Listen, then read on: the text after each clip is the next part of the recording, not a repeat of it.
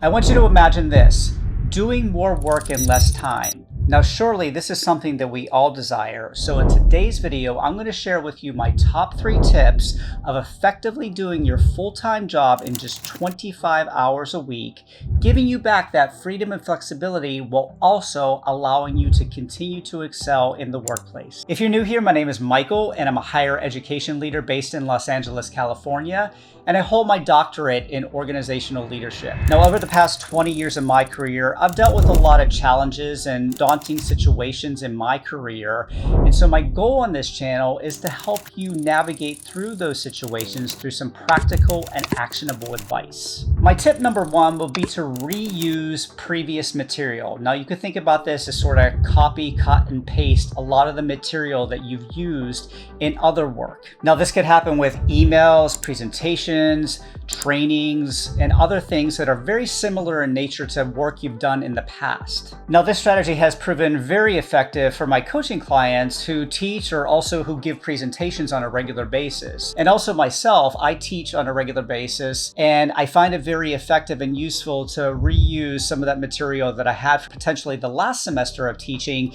and kind of rework it and update it, but you're not completely reinventing the wheel. And that's why this is going to save you so much time in the long run. And this is especially important when you're really pressed for time. You might have that urge to really revamp and redevelop things over from scratch, but copy, cut, and paste and reusing that previous material in situations where you're under a time crunch can really help you shorten that window of time that it's going to take to prepare a presentation or another teaching lesson in your classroom. And another thing about this tip is when you find a good method, you're going to want to stick with that. If you think about presentations, once you find your good cadence and a good delivery method and a good way of writing that speech, you're going to want to reuse that over and over again because it was so effective. And you're only going to really want to make tweaks whenever things kind of fall off or you want to revamp things completely and go in a new direction. So this idea of reusing previous materials will really cut back on the time, and it'll also help you to hone in on the best practices for presentations and for teaching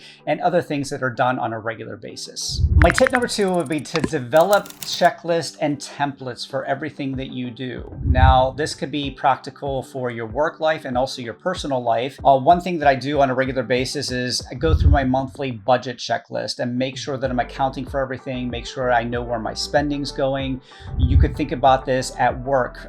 For instance, if you have a regular month-end closing process that you have to go through, developing a checklist so that you know that you take care of everything and you're not scrambling at the last minute when those urgent deadlines are pressing you. And now you also might want to have templates for things like presentations and regular standing meetings, one-on-one meetings that you have with your supervisor. It also provides clarity of what you're going to discuss, and also it makes the meeting more efficient in the long run because you have an outline of exactly what you want to cover. And also these templates and checklists also provide you with a way to follow up on the important tasks that you discussed in your meeting. Without that, you'd kind of just be floundering as to what the next steps were. But when you have actionable steps in a checklist, you know exactly what you discussed and you provide follow-up steps for everybody in the meeting that was involved and has action to take for your next meeting. I hope you're enjoying this video, and if you would like to see more of this kind of content, please be sure to like this video and also subscribe so that you get notified anytime a new video posts. Now, my final strategy is all about time boxing your work. In advance of doing any kind of task, you really want to decide on how much time you're going to allow to a particular project and really stick with that. Now, this is all about Parkinson's law that says that you will do the work in the time allotted that you have to fill it. So if you allow yourself 8 hours or 2 days to do a project, surely it's going to take that amount of time to do that work. But when you give yourself just a 2-hour window to complete a project, you're going to be more focused on that task. You're likely going to get it done a lot sooner. Now, you may not get it done in 2 hours time, but at least you'll make a significant dent in the work that you were set out to do. And you want to think about this in terms of what you really overinvest your time in. For instance, if you have to do a lot of research in your work and you find yourself overindulging in that and spending way too much time and spinning your wheels often, allowing yourself only a 2-hour window or a 3-hour window or whatever works best for you